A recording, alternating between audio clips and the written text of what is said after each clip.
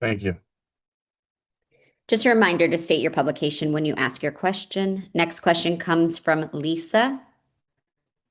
Lisa, you're now unmuted. Yes, this is Lisa Church. I'm with MERS News in Lansing, Michigan. Thank you for taking my question. The Trump administration likes to ignore court orders. So how can you ensure that if you do win, that the information will remain protected and confidential?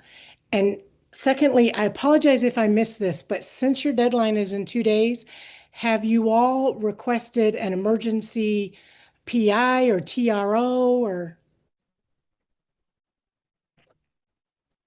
Hi, Lisa. How are you? Good, thank you. Good, good.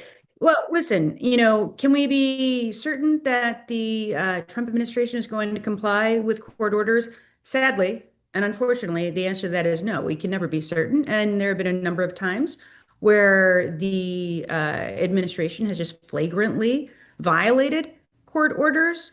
We have several cases, certainly involving Michigan funding, where we had to file multiple motions to enforce a court order. And that was particularly true, I will tell you, with I think it was over $100 million in FEMA funding. And we had filed two motions to enforce before we finally got the money.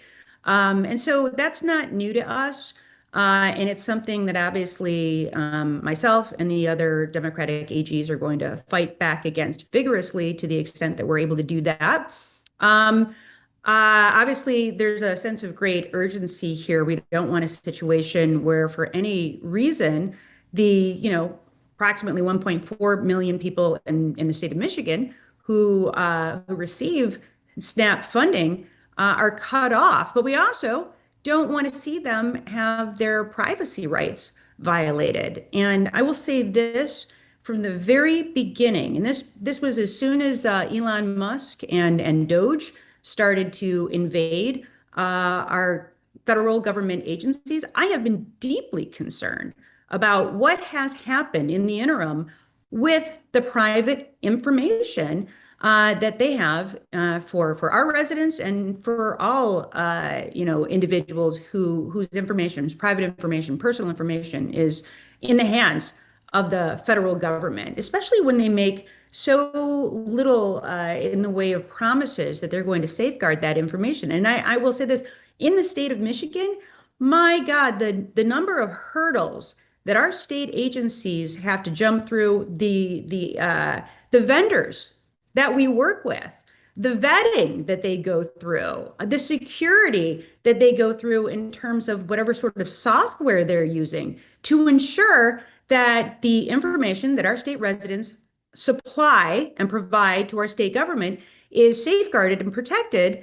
The federal government doesn't seem to be doing any of those things.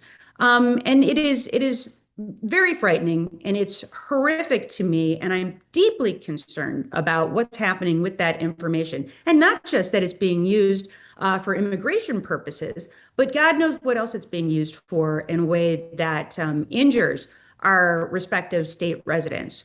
I'm going to let my colleagues speak to the nature of the TRO or the PI that's being sought specifically in this case.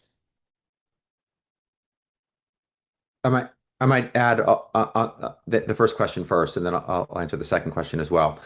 In our cases, the Trump administration is broadly following the court orders. There have been some times where we've had broad, sweeping court orders. We've had to dispute about what's encompassed by it, and we've gone to court to move to enforce, and we've prevailed, and then the Trump administration has complied. So in our cases, the Trump administration is following the court orders.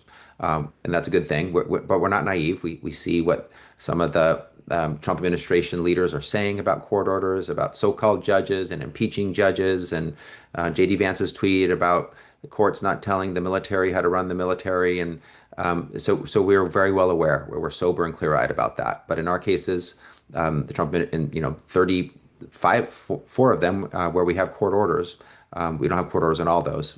They're broadly being followed, and we expect that here as well. With respect to the preliminary injunction or temporary restraining order, of course, as set forth in our complaint, we believe that irreparable harm is created by this action. We're not going to get too much into the legal strategy, but we will be taking all necessary steps at the appropriate time to make sure that the privacy of our constituents is protected based on this unlawful action, and also that the public health, the health, the nutrition, the food security of our constituents is protected as well.